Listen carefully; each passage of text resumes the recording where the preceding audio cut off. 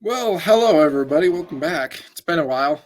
You know, I haven't done a post game podcast in a while, and there's a reason for that. It's because we don't cover Eagles games here. I don't know if you could tell, but our name is the Cake Eaters Avalanche podcast, not the Cake Eaters Eagle Lanche podcast. Even though they're kind of eagerly right now. Also, there just wasn't. I felt the Boston game especially. I was like, there's not much to say about this.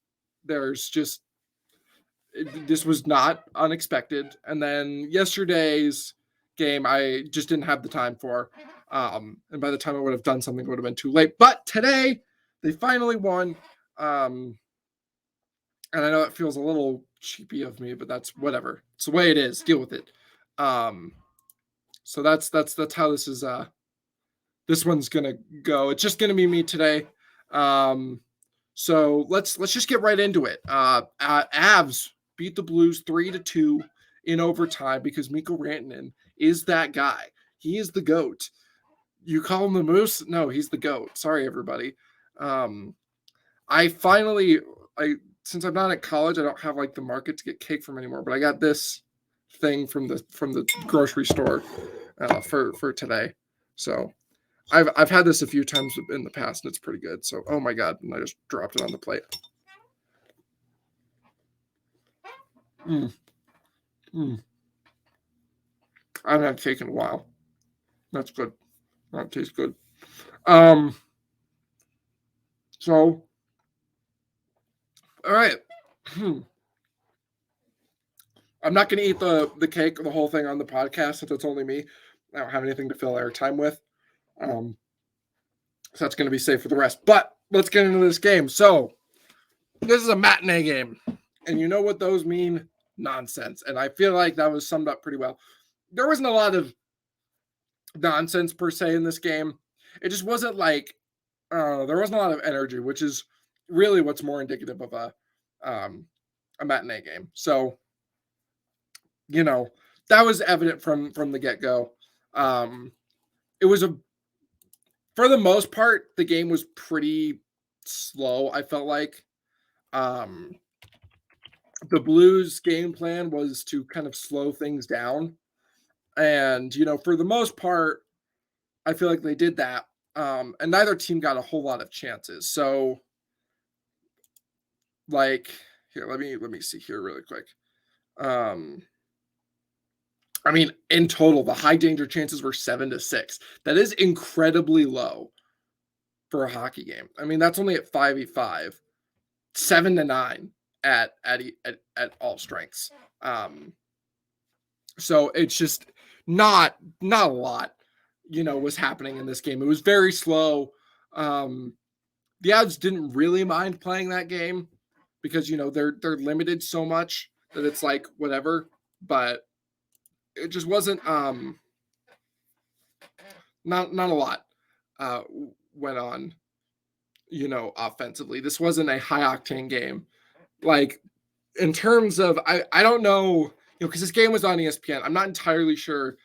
I always struggle because like you feel like people would enjoy high octane hockey more. I'm so sorry for my squeaky ass chair.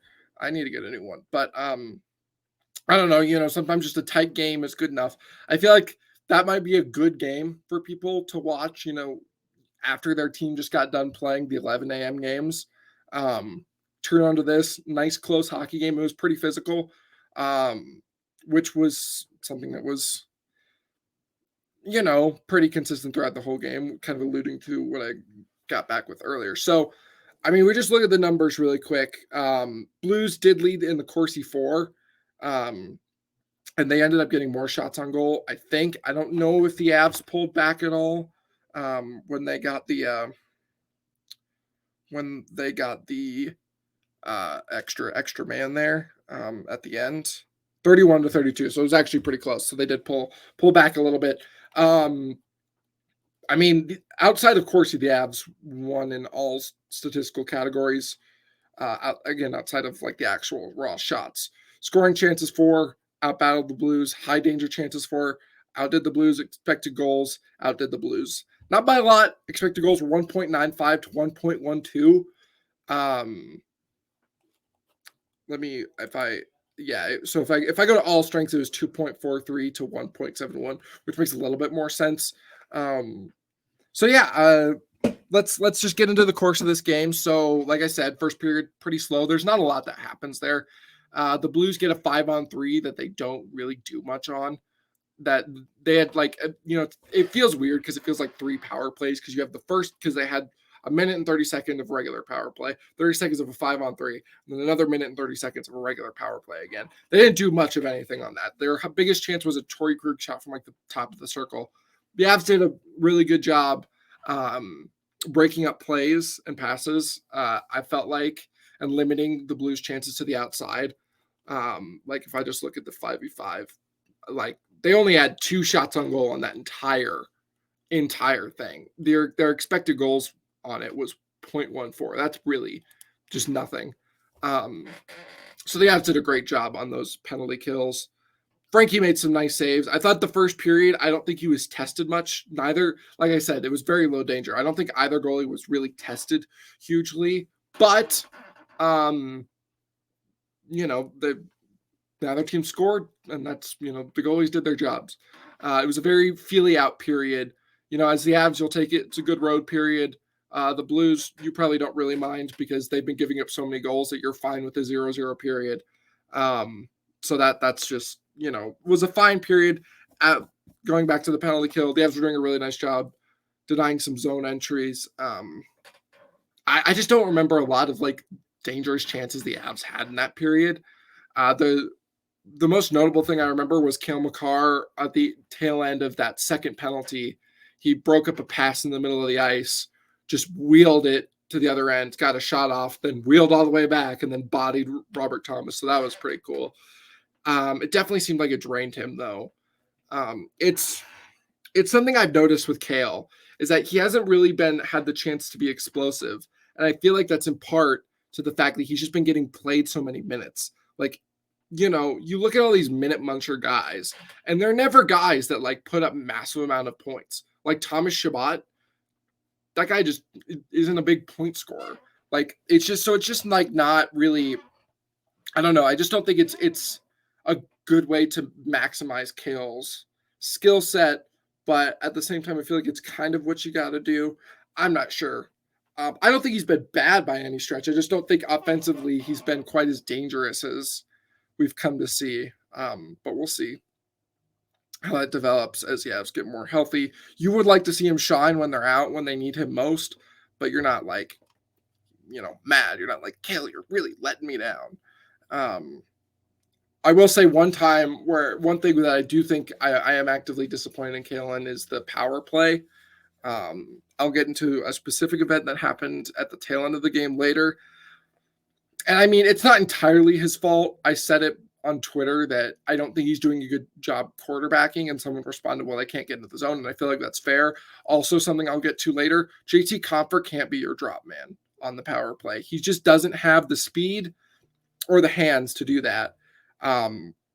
It should really just be Cale, to be quite honest.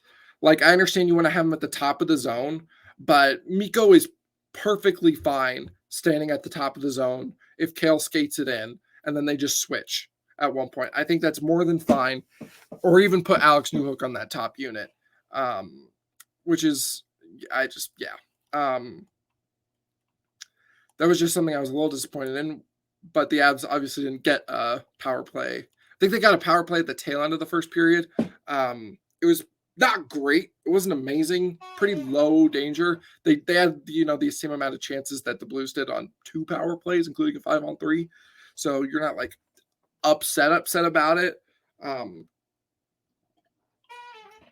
But with Lehkonen and Nichushkin back, it's a little disappointing. But whatever. So second period did not start out great for the Avs. The Blues kind of took it to them for the first 2 or 3 minutes. But then the Avs' fourth line of Dryden Hunt, Alex Newhook, and Jacob McDonald went out there and they got some energy going. I thought the usage of Alex Newhook was a little weird because he ended up playing 14 minutes of 5-on-5 time, which isn't bad. I just feel like they Alex Newhook isn't the guy you want to be flapping, like, switching everywhere and, put him. Like, I feel like, I like having, I don't think it's the worst idea to just put, for the time being, to just put your top players on the top line. But I don't know. I feel like maybe you could put a Foodie up there, maybe even a Newhook. I don't know. I tweeted this out on the Cake Eaters account. I like the third line as a third line. I just don't think it works as a second line. I understand you like the chemistry those three have, but it's just not quite good enough at a third line level. And it's mostly just Andrew Cogliano. I don't think he's like, he's not like losing guys on defense or anything. It's just offensively, he's just not getting the chances that you need from a second liner. And I feel like you can flip some things. I feel like maybe you can, do Comfer, Newhook, and maybe a Foodie. Just get a little bit more talent there. But I don't know.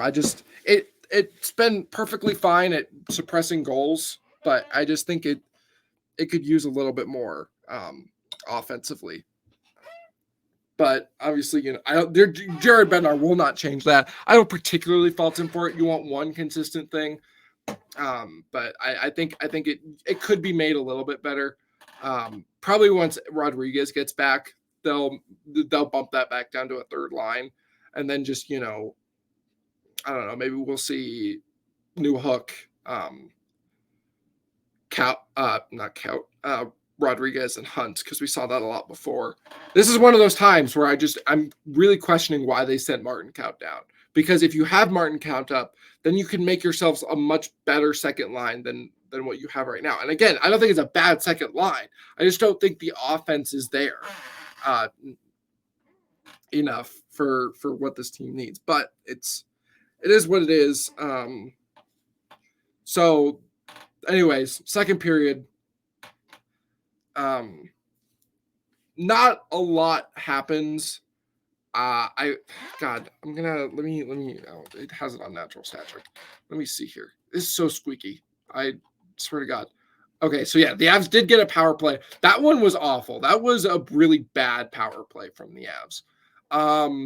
One could make an argument for their worst, but if you watch the game, I don't know. Probably, I don't. God, it was, they created nothing on it. And they barely had any zone time. But they also gave up a shorthanded goal on one. But they actually got chances on that one. But that was also because they pulled their goalie. I don't know. Complicated stuff there. But it was very bad. Fortunately, minutes later, Mikko Rantanen would score his first of the game. And if you've watched the Avs, if you watched the Avs last year against the Blues, you'll get a little bit of deja vu from this goal, because Nazem Kadri would do this to Jordan Binnington so many times.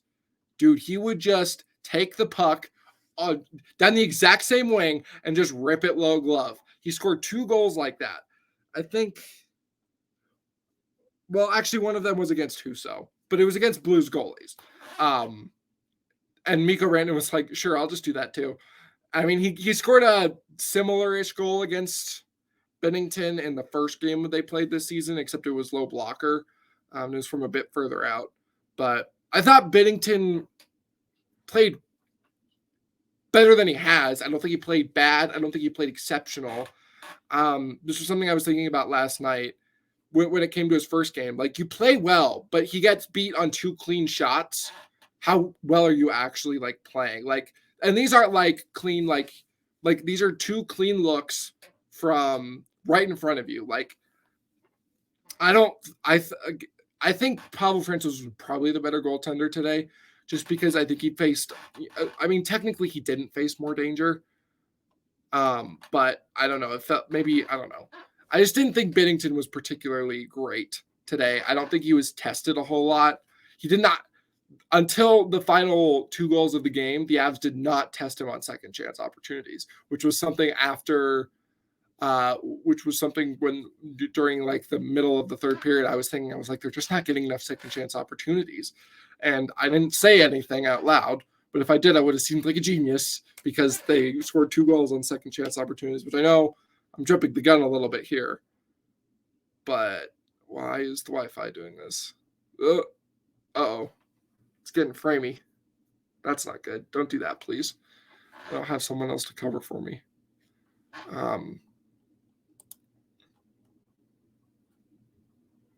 Okay. All right, we're back. Just making sure I don't like say things and people miss up. So great shot from Mikko. Brad Hunt gets his first assist of the season with the Avs, and Alex Newhook gets. Wait, what? Did he get off the ice? He must have gotten off the ice because Natural Stat Trick doesn't have him down as a goal, as being on the ice for a goal for on that play, which is incredibly weird because he got the assist on it. He might have changed, I guess. So whatever. But he made a really nice pass to Mikko cross ice. Mikko just had space. Foodie was on the 2-on-1 with him, and Mikko just shot. I think, it's a really nice shot. It's low glove, which you would, if you're a Blues fan, maybe you'd want Binnington to have. But it's good enough. Mikko's a good shooter. That's a hard place for goalies to make a stop. So you're really not like bugging too hard with Binnington for that one. At least, as a Binnington hater, whatever.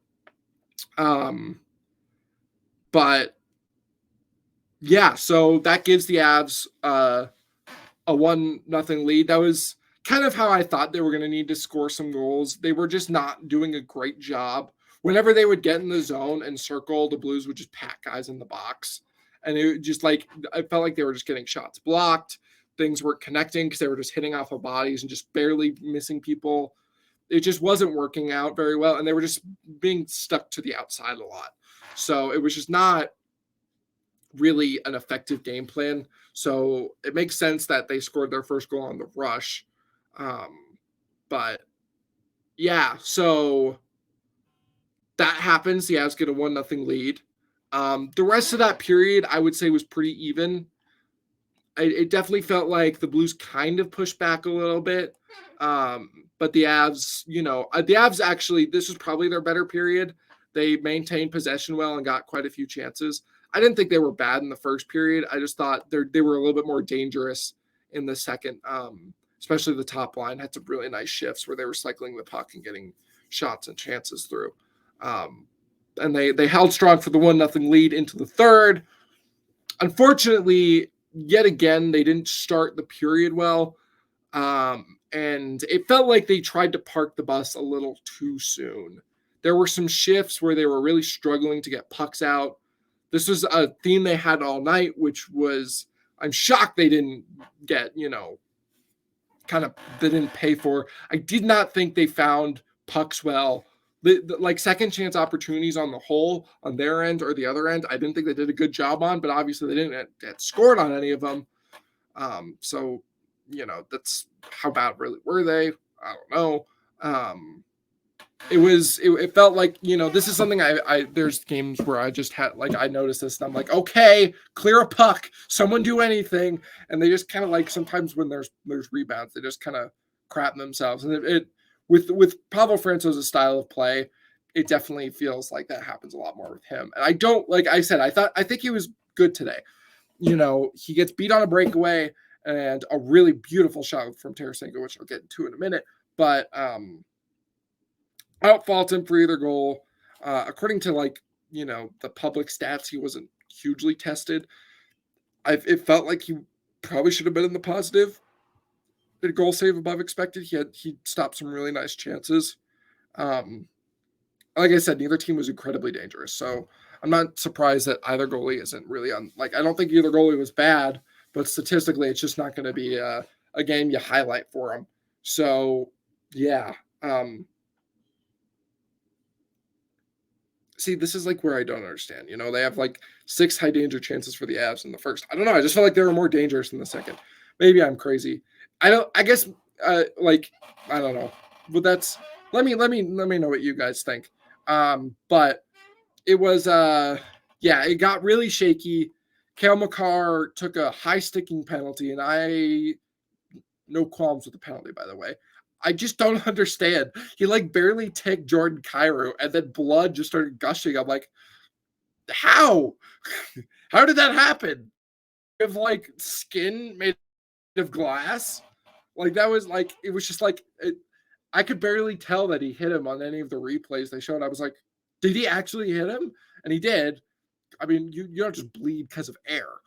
Well, that's not necessarily true, but it was just very weird. Given Kyrou's history of embellishing calls, I wouldn't be surprised. Maybe he had a blood pack in here and just cranked that thing. That's a joke, by the way. I don't think he actually did that. It'd be hilarious if he did, but there's no way.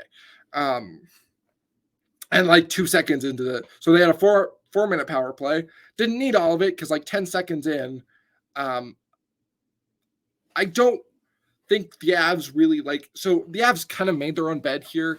I know I'm getting a little bit laggy here. I don't know why. God, my Wi-Fi's off on this thing.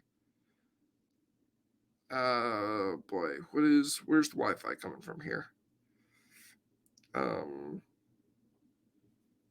I really don't know why my Wi-Fi is doing this. Maybe if I switch to just regular Wi-Fi.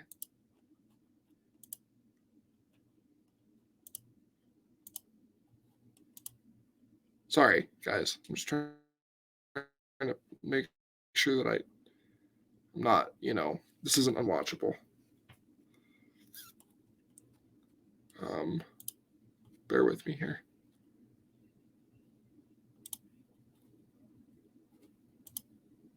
Where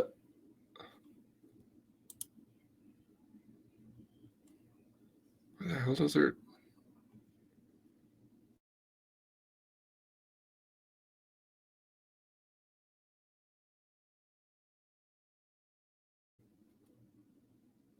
Oh, that's not good.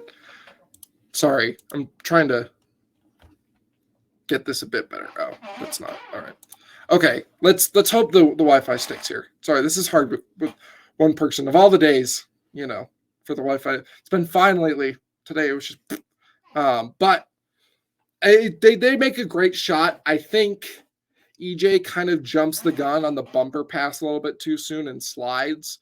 I think if he stays up, he can cut off that lane and maybe use his feet, to I think he could have defended it better, but at the end of the day, I feel like it's more just a nice play from the Blues, and they capitalize on it. And pretty much the entire story of this third period was the Avs were just. It felt like they were trying to play they were just trying to keep it 1-0, and then after that they were kind of trying to just get it into overtime. They kind of kicked it into gear. After that, the penalty kill was great again.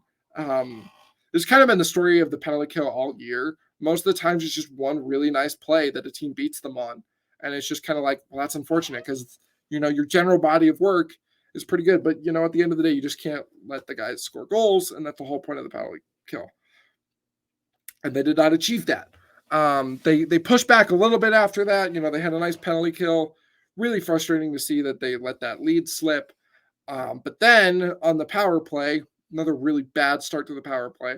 And then Cale Makar makes a drop pass to JT Compher, who for some reason is not expecting it. It's not the greatest pass, but it is something that JT Compher absolutely needs to handle. And he doesn't. And I just don't like, and he just completely slips. And Brandon Saad, of all people, former Av, barely, scores on a breakaway shorthanded with 1 minute and 30 seconds left. And you're like, really, this is what's going to happen here. It was brutal. Like, I was like so distraught. I was like, you're losing in this way to the Blues. You're kidding me. It was very annoying. I just don't see. I already touched on this, so I kind of jumped the gun on this. Compher shouldn't be the drop man on the penalty kill on the power play anymore. It should be anyone else. They're all faster than him. Even Mikko can be faster, and he's actually got some hands. So I trust him a little bit more. I would just have it be Cale. Just have Cale take it. He's great at circling the zone. He can take it, circle the zone, come back to his point up top, or, if he can't, they'll eventually switch their way once they get possession. It's just, it hasn't worked with JT because he doesn't enter the zone really with possession. Every time what he does, because he's not skilled enough, this is not a knock on JT Compher. This is just not the type of player he is. Every time he tries to drive it wide, passes to a dude on the blue line, and the Blues to any defender. It's just kind of like, cool, let me just cut this off because it's incredibly easy to steal the puck from a flat-footed guy who has to wait for him to get on sides. It's just, it doesn't work. And I mean, that wasn't the problem there. But yeah, I don't want to dog on Cale too much because one thing I do think is I think he's been really good defensively. And I don't think he's been bad offensively. He's been shooting the puck a lot. He's just not getting into dangerous offensive areas like we've seen him in the past. I'm not used to talking this much, so give me a second. Whew. All right. Gathering my breath. Okay. So the one thing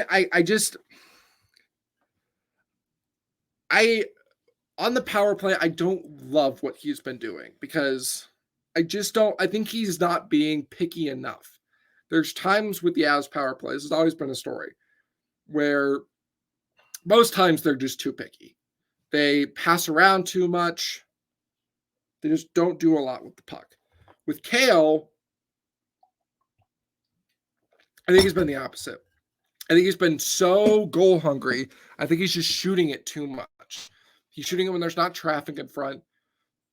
He's shooting it when there's better options. He needs to calm down, quarterback, make some nice plays. And, with Nate out, I understand the power play isn't going to be as good, but you have to start the season, you have 4 of your 5 top power play units. And JT Compher is not bad enough to be sinking your power play unit. And Cale's your quarterback for it, so he needs to be better. I don't think it's been all on him. I haven't loved Mikko on the power play, to be quite honest. I think he's trying to force things a little bit too much, and I think he needs to just start shooting more now that Nate's gone. I think he's just used to Nate being the gunner, so I think he's just not. It's just not something he's thriving with right now. But yeah, that the power play will need to get better here for the next few weeks because, without McKinnon, it's, you're getting most of these guys back, but, and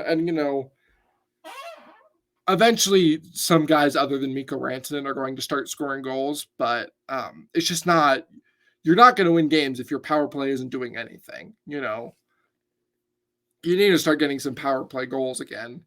At least while you're not getting very many goals at 5v5. Hopefully one of those dams breaks because the Avs are still shooting a very unsustainable percentage. They're still in the 6%.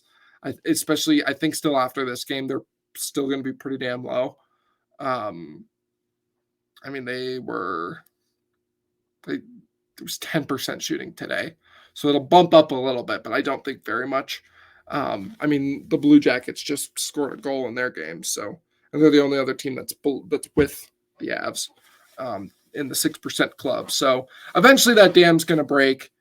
Erod coming back will help that. Once Nichushkin and Lehkonen find their legs again, that'll definitely break. I think, I don't think Nichushkin's been bad. I know I'm going to be kind of touching back to things for games that, happened before today, just because I didn't do a post-game podcast on it. But I think Nichushkin, I could definitely tell in that Rangers games his hands were rusty, but he was still, he's a smart enough and a good enough player that, he is still better than what they had before. I saw his hands were coming through a little bit more today. They're hitting a stretch of games here. So the more and more he plays, the better and better that's going to get. And eventually he's going to start putting pucks in the back of the net again. And that'll help a lot. Lehkonen the same. He wasn't off for as long, and you can kind of tell today he wasn't as rusty. He had a few whiffs on pucks, which is a little weird, but it happens. So those two will hopefully help. And then Rodriguez coming back will help. Hopefully Comfer will score some goals again. And especially, like I said, Makar. Eventually, Makar will score goals again. And that'll also be a great help. So those are big things. Even Helm might pitch in a few. I don't think they play the Sharks or the Red Wings, though. So it might, maybe not. But we'll see. So yeah, Saad scores. Everything's bad. Going back to the actual game. And then the Avs, great job. They were holding the zone well, getting good shots on net. Binnington was standing tall. And eventually a shot goes off Binnington, off Comfer's chest, down right in front, and Mikko Rantanen just taps it in to tie it with 7.3 seconds left. There is something with less than 10 seconds left that just makes, against the Avs, that just makes the Blues panic and lose their minds and throw everything away. The Blues are like one of the least clutch teams when it comes to playing the Avs. I swear to God. Dude, this is the third time in 3 years that they've done that they've pissed away a game because they just couldn't play for 10 more seconds. That's a problem for a team. But I mean, I don't know how much it happens to other teams as much as just against the Avs. So whatever. But yeah, so Mikko Rantanen gets his second of the game to tie it. Big stuff. I was very excited. I may have yelled some expletives in the direction of Jordan Binnington. So yeah, it was exciting. But obviously, then we went to overtime again. Look, the Blues are a division opponent, so you don't love giving them a point. But at this point, as long as you getting points for the you don't really care at this point for the Avs. You were up by a goal, and I was very, you can't lose this game because you're up by a goal. But I'm also kind of like, yeah, but with the lineup, it happens. I think sometimes my expectations get a bit too high, still, but doesn't matter. Like I said, the Blues, they'll probably come up again. Right now, they're 5 points behind the Avs, and the Avs have 2 games in hand. So just not, oh my God, the Ducks have minus 50 goal differential. That's so bad. I feel like eventually they'll uptick and come closer and, get in a more competitive spot for a wild card position. But, and so, you don't want to be giving points to them once you're healthy and stuff. But you were only winning by a goal. The team's so depleted that's just, you don't really care about it that much. Just winning is what you care about. Getting any win, any points you can is what this team needs right now. I think once Rodriguez and Helm come back, I think they really need to start being like, okay, win some games. I know there's been this expectation set for them for 500 hockey, and I'm like, I understand that, but there's enough talent for that team once those guys come back that they should, continue at a above 500 pace, 600-ish, something like that. Not like incredible, but for every 2 games they win, you drop 1. A little bit more like that. Stuff, just basic stuff like that. Getting, 6 or 7 points out of every 10 possible. So anyways, that point today was huge. If they lost in overtime, you wouldn't feel like today. It was more losing this game wouldn't feel good because the Blues are sliding and we hate the Blues. Jordan Binnington, screw that guy. Ryan O'Reilly, screw that guy. Braden Shen, screw that guy. But at the end of the day, it wouldn't have really mattered. Blues fans could talk all the shit they want. It doesn't really matter. But I don't get to, because very quickly into overtime, the Avs just do solid possession work their way up the ice. Cale Makar gets a shot on net. I don't know. I think Nichushkin might have gotten a piece of it. Let me see if he gets an assist here. Yes. Wait, what? No, well, he does get an assist, not on the rebound. He passed it to Cale, and Cale shot it off the stick, off the pad, and then Mikko bangs it home for the hat trick. And the overtime winner, and we're all feeling good. We're all dunking on the Blues, and it's happy days. It's a happy Sunday. The Broncos aren't absolutely, embarrassing themselves. They've actually scored some touchdowns. But yeah, this game could have really turned for the worse if Mikko hadn't, showed up. I know people, I've been a big Mikko defender.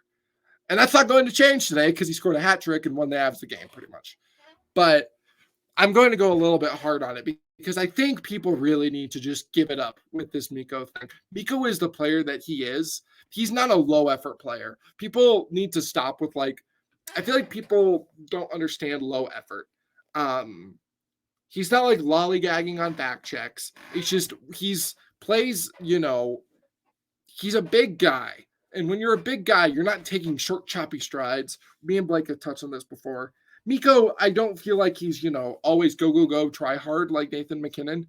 But MacKinnon takes, I would say, as many games off as Mikko does. I don't know why people don't give Mikko the respect.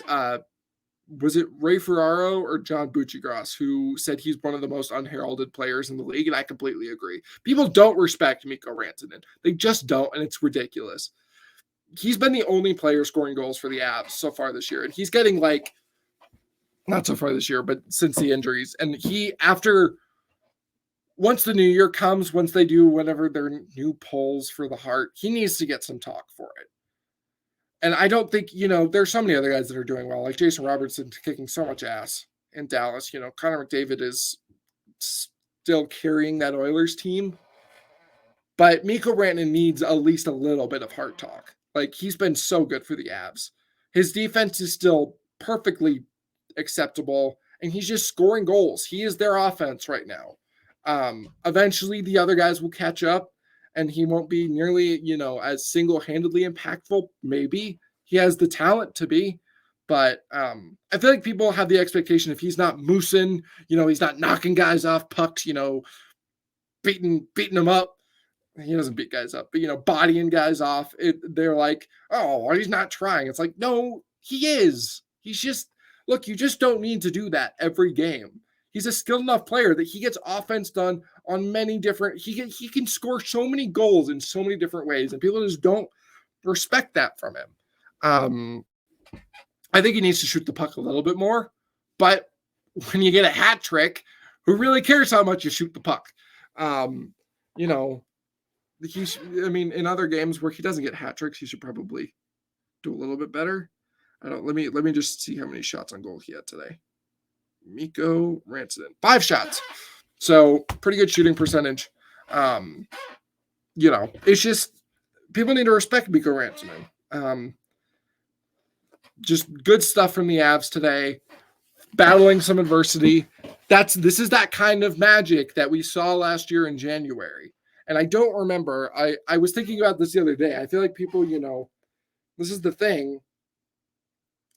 There was that break last year. So just because it's not January doesn't mean it's not around the same time. How many games are they in this year? So they've played 26 games last year. The Ducks game is what everybody kind of considers the beginning of that comeback stuff. So let me count this out really quick. Here we got 1, 2, 3, 4, 5, 6, 7, 8, 9, 10, 11, 12, 13, 14, 15, 16, 17, 18, 19, 20, 21, 22, 23, 24, 25, 26, 27. So it was the 28th game. It's only 2 games off. This feels very eerily similar to that. So, because that's a big comeback, seconds left. This is the kind of stuff that cup winning teams do. You find ways to win. They almost let the game slip, but guess what? Doesn't matter. They won. They came back and they won it. They were leading in the third period. I would still call this a comeback win. This is something this team, Blake has said this to me before. I don't remember if he said it on the podcast, but he's pointed out that, there's points where the team needs to come back and get some wins. And that's what they did here today. Hopefully, if they ever find themselves down going into a third period by a goal or two, they'll start to, get a few more of those wins, some more points out of those games. Because that is something they haven't done very much this year. But I'm babbling. I'll get into my 3 stars here. My 3rd star, I'm going to give my 3rd star. Who do I give? Who do I give my 3rd star to? Because I have some ideas, but I don't. Let me check the fancies really quick. I want to give an honorable mention to Brad Hunt. I thought he's been very good in his 2 games back. I thought he's been a lot better than Jacob McDonald was. So I want to give him some credit. I really liked him. Our Terry Lehkonen, I thought he showed well coming back. I thought Avalanche Nichushkin was a force again coming back. Another, God, who got points on 2 of the goals? So I know Makar, like all the assists were different tonight, which was actually kind of cool to see. So it makes it a little bit harder. Boy, I'll just give it to that line of AHL guys. It was the line of Hudon, Meyers, and Foodie. I really like them all game. That's my 3rd star. They were doing really well. I've really liked Ben Meyers since he came back up. People gave him some hard time in the Bruins game. I know he made the one bad turnover, but I think his body work on the whole outside of that was very good that game. He was really good against the Rangers. I loved his game then. I thought he was really good again tonight. Playing with 2 AHL guys on your wings against some decent NHL competition and coming out on the positive end of the fancies. They're playing 10 minutes. They're playing 10 minutes at even strength. That's round of applause to those guys because that's solid performance. I don't know why Jean-Luc Foodie is still put down as a center because he's not a center. But it's a big ups to those guys because those 3 dudes I think have been very good in their time up. I think Foodie's been a little bit overrated, but I still think he's been good. I thought everybody's given some props to Hudon. Hopefully he scores a goal before he goes back down. So yeah, I mean, if I was the Avs front office or Jared Bednar, I'm sending Jacob McDonald down before either of those 3, or Andre Sengland or Brad Hunt and move McDonald down to defense.